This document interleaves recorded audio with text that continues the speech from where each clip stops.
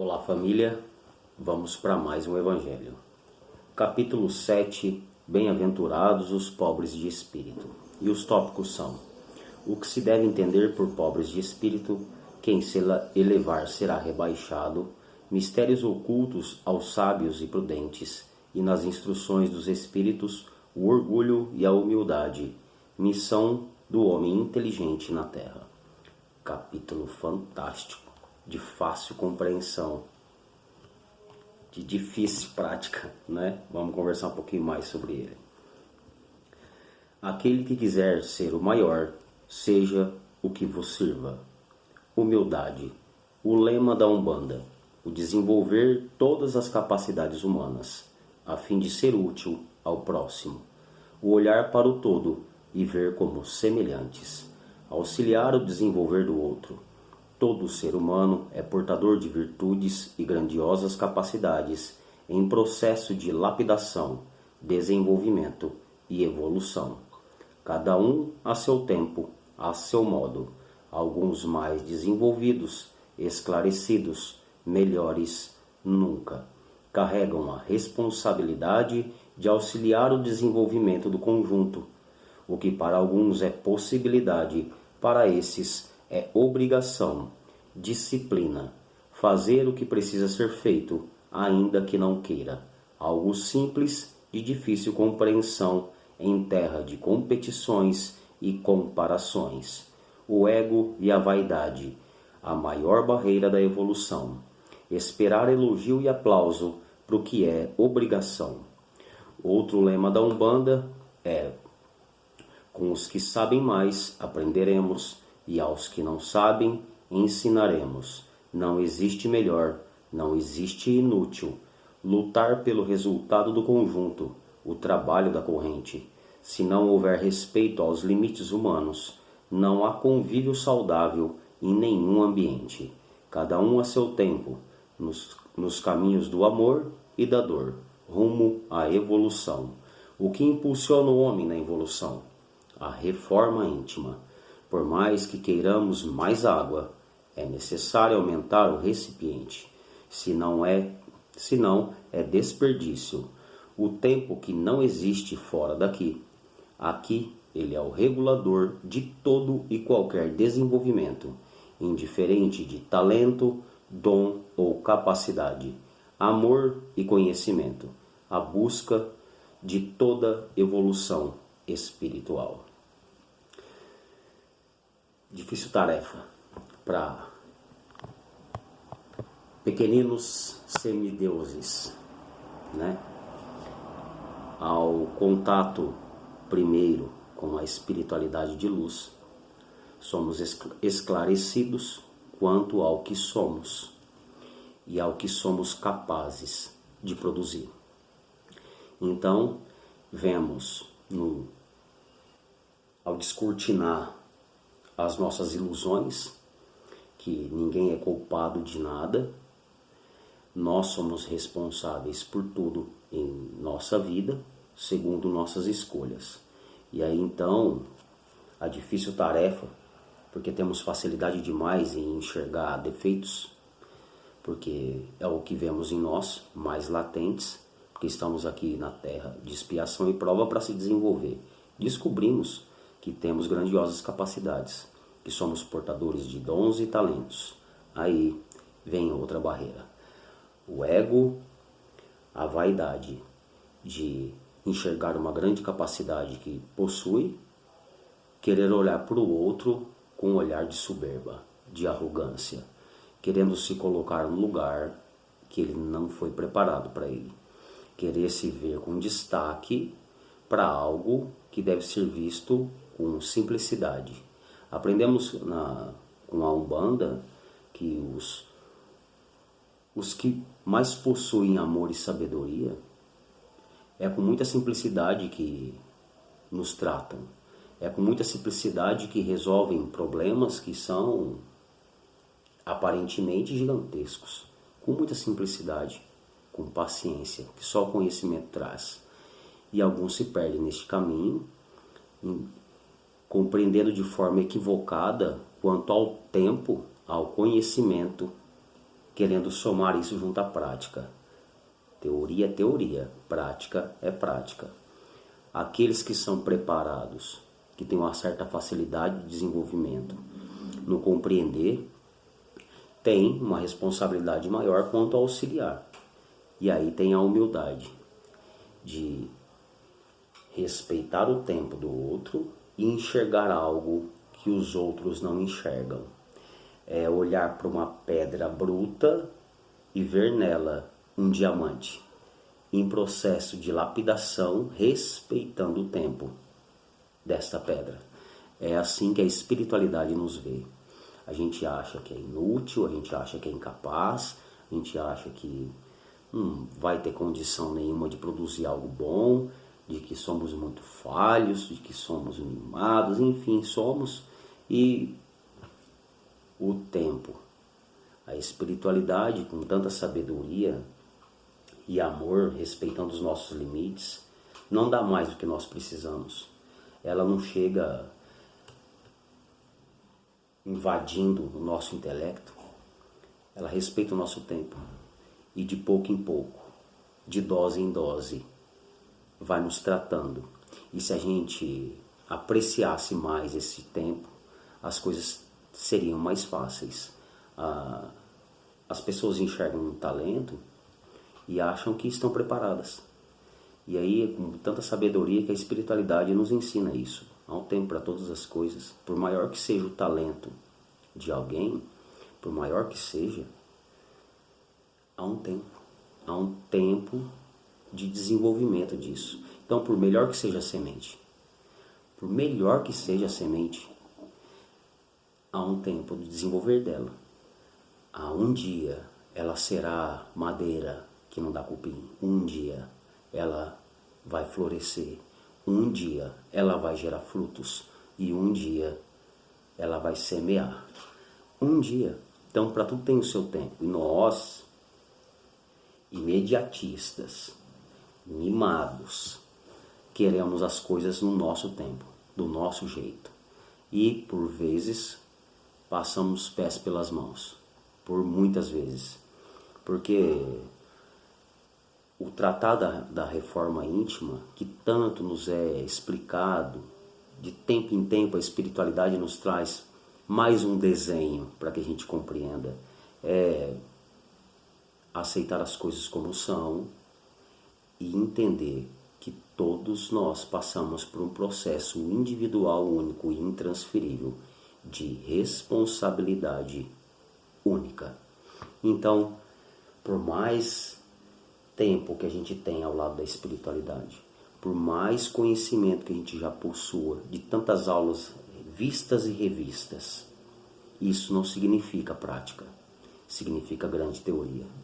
Então, ela vem nos explicando, vem nos explicando, vem nos explicando, vem nos auxiliando e entendendo que a máxima sempre vai ser a humildade, sempre terá que haver amor, sempre terá, porque não adianta, a gente não consegue mudar o tempo, a gente não consegue passar o tempo, porque ele é o regulador de tudo aqui.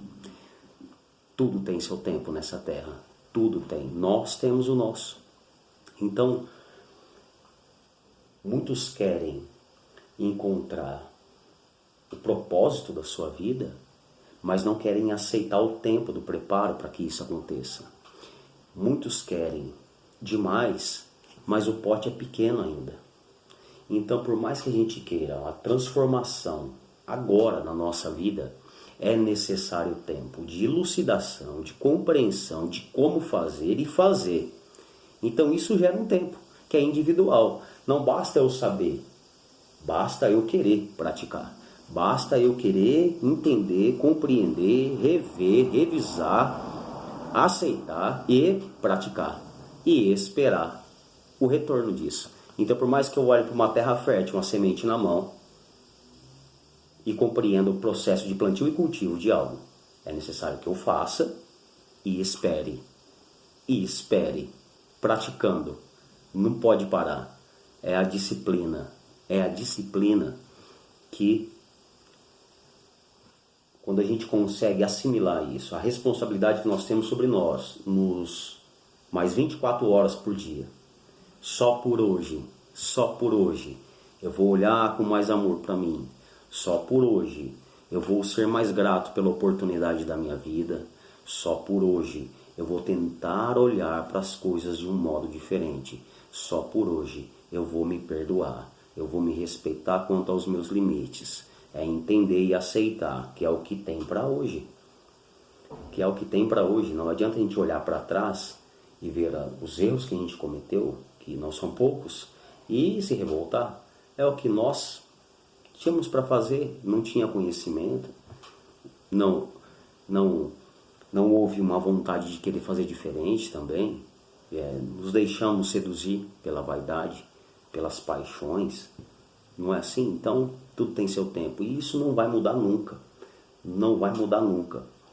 De mesma maneira que nós temos a escolha de tudo na nossa vida, eu posso a partir de agora olhar para mim de um modo diferente, olhar a minha volta de uma maneira diferente, para que as coisas melhorem.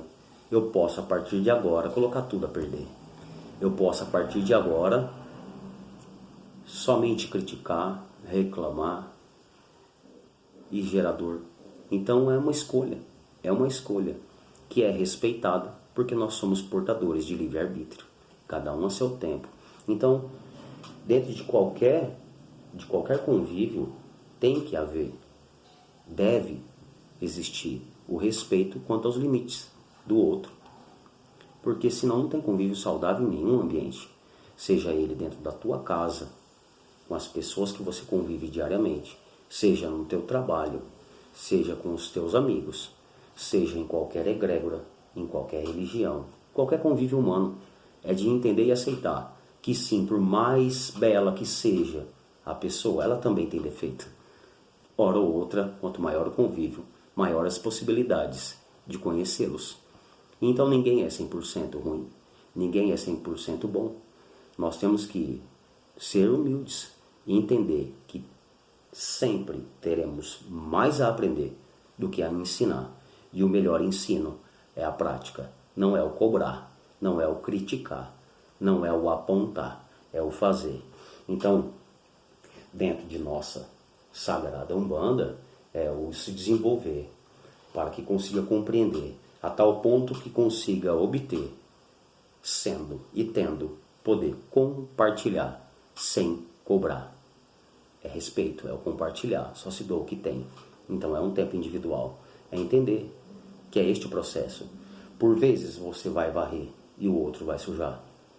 Por vezes você vai continuar varrendo e o outro vai sujar, até que o tempo dele, ele vai compreender que é melhor sujar menos ou auxiliar a limpar, sem cobrança, sem desrespeito, sem crítica, sem afronta, sem apontamento. É assim que nós somos lidados com a espiritualidade. Você trata com ela hoje, você é elucidado quanto ao seu processo, o que deve ser feito, e ela espera. Aí volta você outra vez, de mesma maneira, com as mesmas falhas, com os mesmos erros, e ela o que faz? Mais uma vez te explica o que deve ser feito, te esclarece, te auxilia e espera. E é assim, somos espíritos eternos, de responsabilidade quanto à evolução segundo a nossa vontade. Não somos obrigados a nada, mas somos responsáveis por tudo. E toda escolha gera uma consequência. Sempre foi assim e sempre será. Então, dentro de qualquer conjunto, não há melhores do que ninguém. Não há privilegiados em nada. Todos temos as mesmas possibilidades. E a nossa evolução é para caminhar para algo que é tão simples. É se humanizar, ser humano, olhar com tamanho amor para dentro de nós, com respeito, com alto perdão, para que a gente consiga olhar para o nosso próximo, ainda que doente, ferindo, entender que ele vai chegar o tempo da cura dele e outras coisas terão para se desenvolver. É assim que a espiritualidade age desde sempre. É olhar para a vida do mestre enquanto esteve em terra. Havia de tudo à sua volta, de tudo à sua volta, de tudo que era ruim, de tudo que hoje tanto falam, tanto criticam. Existia de tudo. O propósito dele não era esse. Ele não veio para criticar, ele veio para auxiliar e além de ensinar. Ele mostrou a prática. É difícil, eu sei que é, mas é o caminhar, é o aceitar as coisas como são e tentar fazer o melhor para você, para que você consiga auxiliar os que convivem com você. É olhar para alguém que te tem na conta de um inimigo e respeitar o tempo dele. Lógico, se necessário, se defenda. Ninguém dorme com a casa aberta.